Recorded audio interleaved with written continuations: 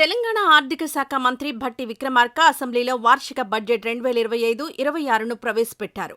2025-26 budget అంచనాలు ఇలా ఉన్నాయి. 2025-26 ఆర్థిక సంవత్సరానికి మొత్తం వ్యయం 3,04,965 కోట్లు. కాగా రెవెన్యూ వ్యయం 2,26,982, మూలధన వ్యయం 36,504 కోట్లు అని భట్టి విక్రమార్క వెల్లడించారు. పారదర్శకత, జవాబుదారీతనంతో తెలంగాణ ప్రభుత్వం ముందుకు సాగుతుందన్నారు. ప్రజా ప్రయోజనాలే ముఖ్యమని, అటు అభివృద్ధితో పాటు ఇటు సంక్షేమాన్ని పరుగులు పెట్టిస్తున్నామన్నారు. శాసనమండలిలో శ్రీధర్ బాబు బడ్జెట్ ప్రవేశపెడుతున్నారు. తెలంగాణ స్థూల రాష్ట్ర ఉత్పత్తి 16,12,579 కోట్లు. గత ఏడాదితో పోల్చితే 10.1% వృద్ధి రేటు నమోదైంది. దేశ జీడీపీ 3,31,03,215 రూపాయలు కాగా వృద్ధి రేటు 9.9%. తెలంగాణ తలసరి ఆదాయం 3,79,751 రూపాయలు కాగా వృద్ధి రేటు 9.6%. దేశ తలసరి ఆదాయం 2,05,579 కాగా వృద్ధి రేటు 8.8%. దేశ తలసరి ఆదాయంతో పోల్చితే తెలంగాణ రాష్ట్ర తలసరి ఆదాయం 1,74,172 ఎక్కువగా ఉంది. తెలంగాణ బడ్జెట్ 2025-26 3,04,965 కోట్లు మొత్తం వ్యయం. 2,26,982 కోట్లు రెవెన్యూ వ్యయం.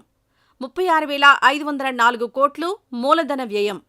సంక్షేమానికి బడ్జెట్ కేటాయింపులు 40,232 కోట్లు షెడ్యూల్ కులాల సంక్షేమం. 31,605 కోట్లు పంచాయతీరాజ్ మరియు గ్రామీణం. 24,439 కోట్లు వ్యవసాయం. 23,373 కోట్లు నీటిపారుదల. 23,108 కోట్లు విద్య.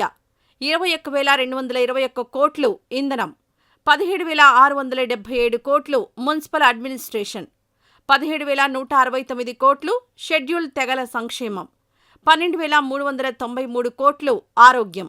11,405 కోట్లు వెనుకబడిన తరగతుల సంక్షేమం. 5,907 కోట్లు రోడ్లు మరియు భవనాలు. 5,734 కోట్లు పౌర సరఫరాలు. 3,591 కోట్లు మైనారిటీ సంక్షేమం. 3,527 కోట్లు పరిశ్రమలు. 2,862 కోట్లు మహిళలు మరియు శిశు సంక్షేమం. 1,674 కోట్లు పశుసంవర్ధకం. 1,023 కోట్లు అడవులు మరియు పర్యావరణం. 900 కోట్లు యువజన సేవలు. 775 కోట్లు పర్యాటకం. 774 కోట్లు సమాచార సాంకేతికత. 465 కోట్లు క్రీడలు. 371 కోట్లు చేనేత.